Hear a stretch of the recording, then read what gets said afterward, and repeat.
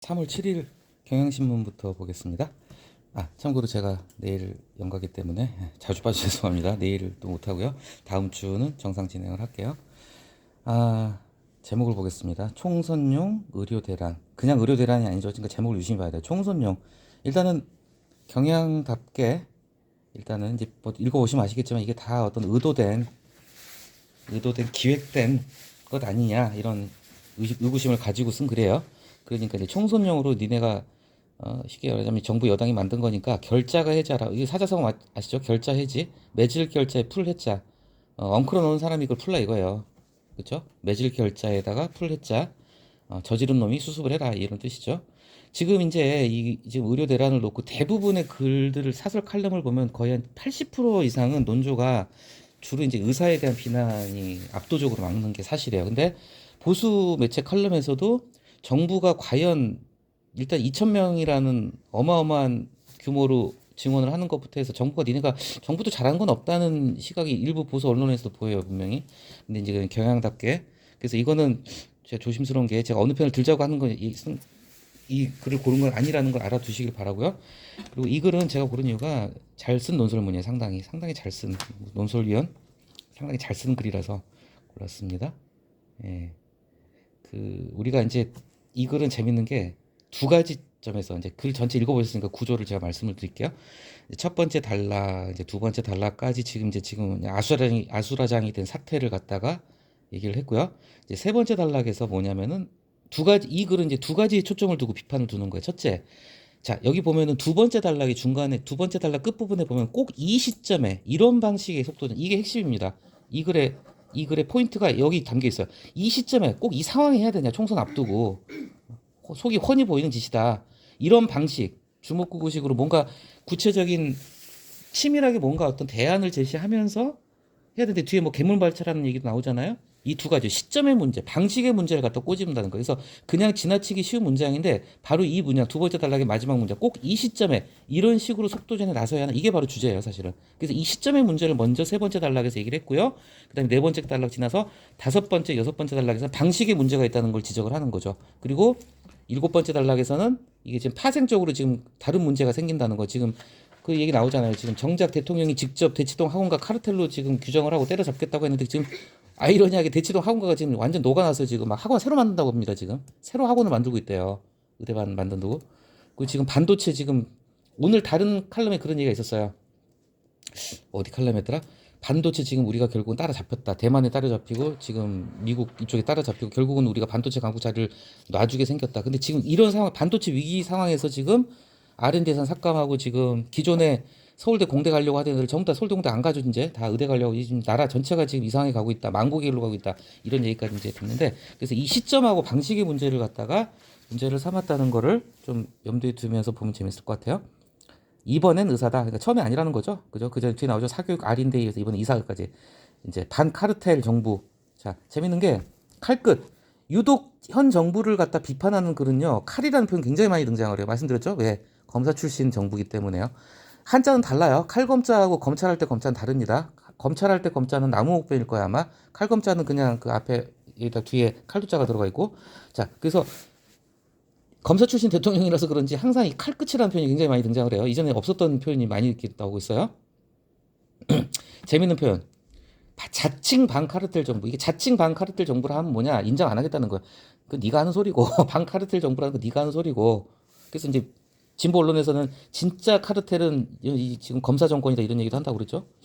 칼바람은 거침이 없다. 그래서 이제 검찰이 자주 쓰는 장기들이죠. 여기서 말하는 장기는 그 뭐 뱃속에 있는 장기 아닙니다.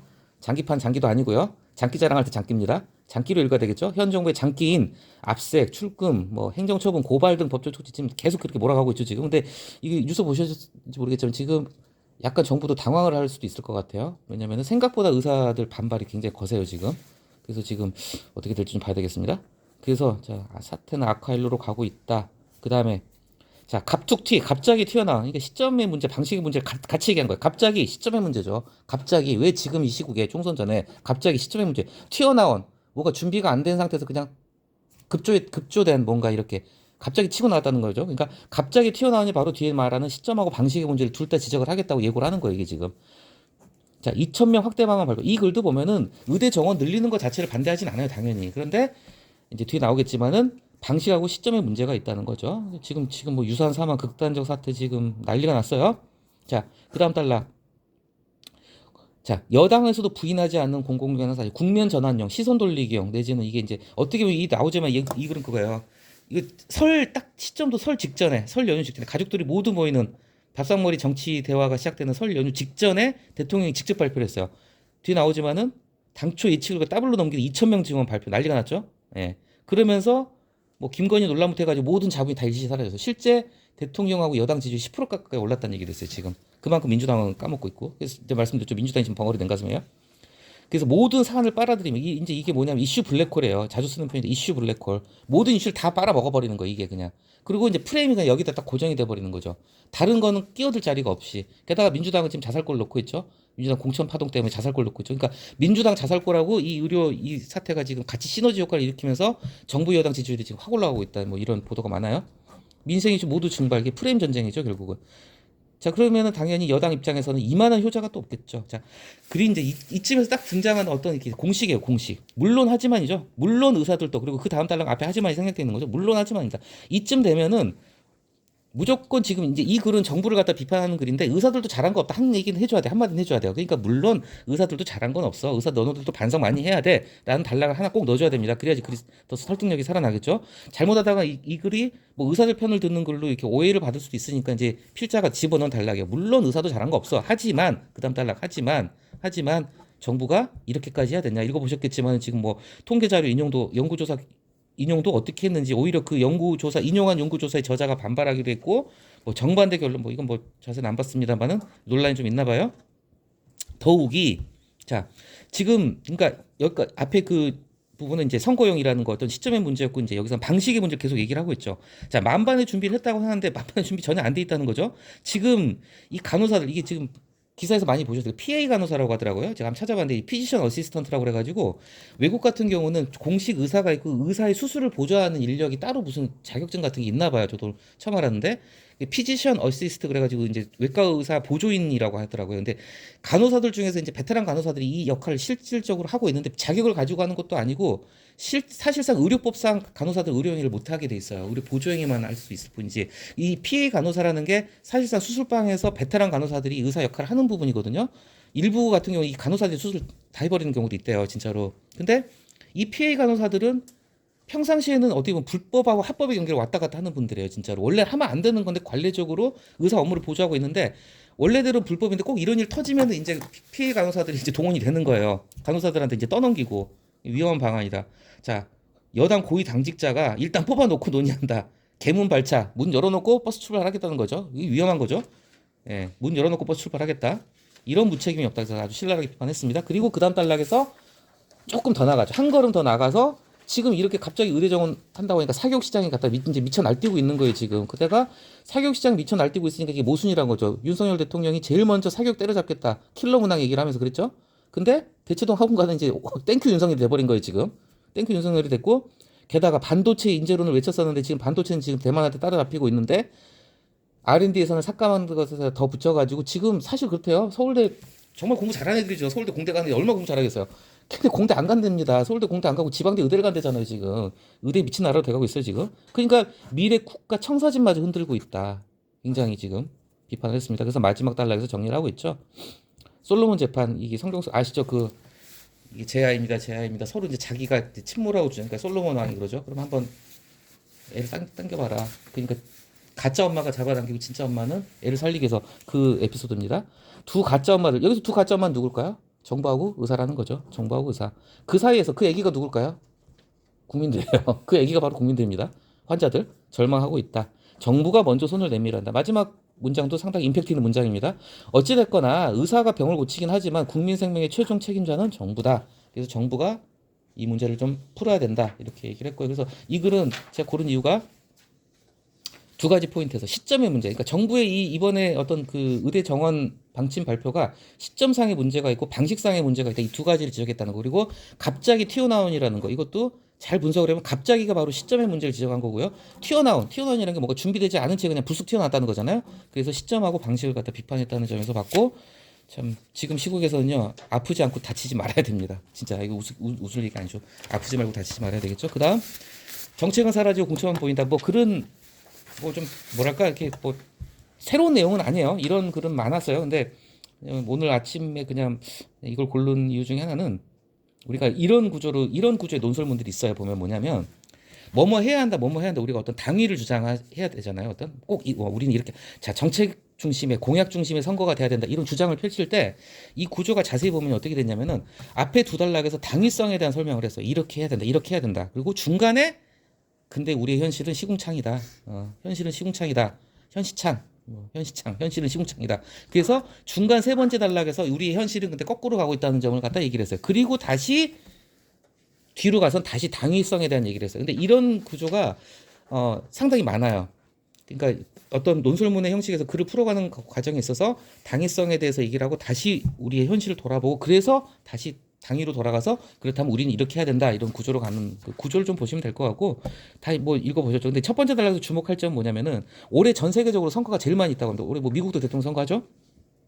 전 세계적인 격번기. 자 여기 보면은 미중 경쟁 속의 지정학적 위기 여기서부터 컴마 이게 바로 지금 대한민국이 처한 2024년 대한민국의 위기들을 갖다 그대로 나열하고 있어요. 제가 보기엔 다 들어가 있어요.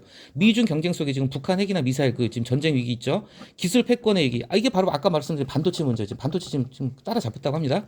그리고 기후 위기, 인구 위기, 지방 소멸, 북핵 위기 매우 어려운 시기에 국가의 명운이 달렸는데 아주 중요한 선거란 말이에요. 그러니까 잘 해야 되는데 우리는 잘 안 하고 있다 하면서 다시 이제 어떤 원론적인 당위성을 얘기하는 거예요. 정당은 비전을 제시해야 된다. 여당은 이렇게 해야 되고 야당도 이렇게 해야 되고 신생 정당 니들도 뭔가 비전하고 정책을 제시해라. 이거 우리가 많이 다뤄봤잖아요. 지금 비전 정책 제시하는 정당 아무데도 없는 것 같아요. 거의 지금 공천 가지고 지금 싸우고 있죠.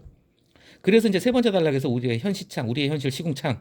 자 홈페이지에 이것도 하나의 기법이에요.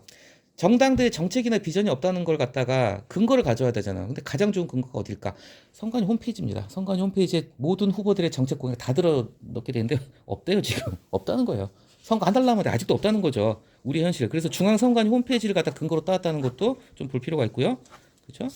그래서 이제 다시 이제 이 현실을 극복해서 우리가 가야 될 길이 뭔가? 자, 그러면 공식처럼 여기도 이거는 너무나 전형적인 거예요. 공식이 뭐냐?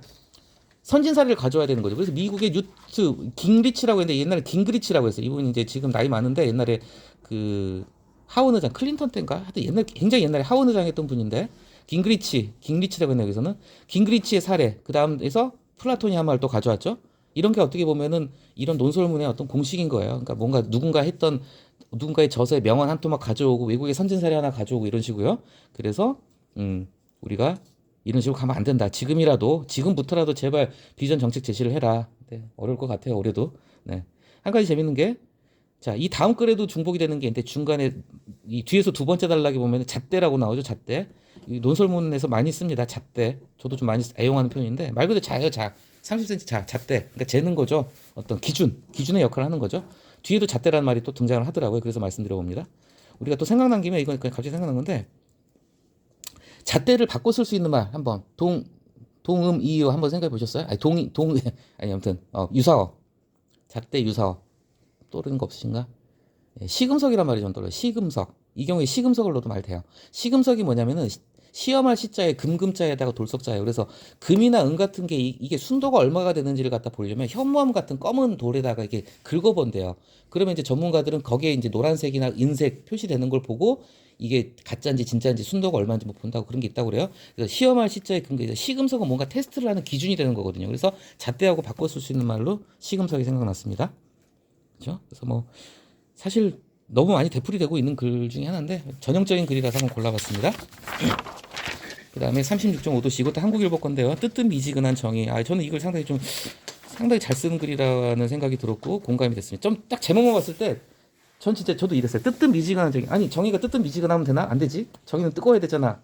근데 아니라는 거죠. 정말 예. 또 재밌게 이 36.5도씨라는 코너가 그 편집자 주라고 돼 있죠. 너무 뜨겁지도 너무 차갑지도 않게. 일단은 한국일보가 제가 말씀드렸잖아요. 기계적인 중립성을 추구하는 신문이다 보니까 너무 뜨겁지도 너무 차갑지도 않게가 이게 어떻게 보면 어떤 그 회사의 신조 같아요. 예. 그래서 말 그대로 너무 뜨겁지도 너무 이게 뭔가요? 뜨뜻미지근이잖아요. 뜨뜻미지근. 미지근하게. 정의는 그렇게 가야 된다. 너무 한쪽으로 쏠리면 안 된다. 이 글도 보면은 어떤 게 재밌냐면요. 첫 번째 단락에서 이제 이거 기억나시는 분 있을 거예요. 그때 이제 세월호 유가족들이 이제 단식 투쟁하는데 와서 이제 폭식 투쟁을 했죠. 이제 그 얘기를 했어요. 근데 첫 번째 단락에서는 이 폭식 투쟁 자체가 맨 마지막 문장이 뭐라고 돼요? 폐륜을 넘어서 초현실적으로 보였다. 이거 완전 쓰레기들이다. 못된 장난질, 어떤 정말 아주 못된 극악무도한 장난질의 차원에서 얘기를 했는데 두 번째 단락에서 흥미로운 지점이 있었다 그러면서 여러분이 나라를 지키는 거에 애국가를 불렀다 하면서 이게 바로 단순한 장난질이나 철없는 애들의 놀이가 아니라 비뚤어진 정의의 문제라는 걸 갖다가 이 두 번째 단락에서 딱 언급을 하는 겁니다. 그렇게 얘기가 흘러가는 거죠, 단락이. 첫 번째 단락 잠깐 볼게요.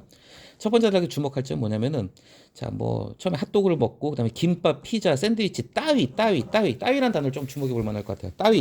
따위라는 말 국어사전 찾아보면요 첫 번째 뜻이 기타 등등이에요. 그러니까 샌드위치 등등을 먹었다 해도 말 되는 거예요. 그런데 따위의 두 번째 뜻은 어감상 비하의 표현이 있는 거예요. 비하. 너 따위가 그 따위밖에 못해? 너 따위 게 어디 뭐 우리 아들 넘봐 이런 거 있잖아요. 뭐 그러니까 비하의 표현. 일단 따위라는 말을 썼다는 것 자체가 이 필자가 그 폭식 투쟁을 안 좋게 본다는 걸 갖다 깔고 들어가는 거죠. 뭐 나오고 있잖아요. 그래서 정말 중요한 게 뭐냐면 이 단락에서 또 중요한 게 뭐냐면은 이 세월호 유가족들이 당시에 어떤 뭐 특별법 제정 문제였나요? 그죠? 특별법 제정 문제 놓고 지금 단식 투쟁을 벌였잖아요.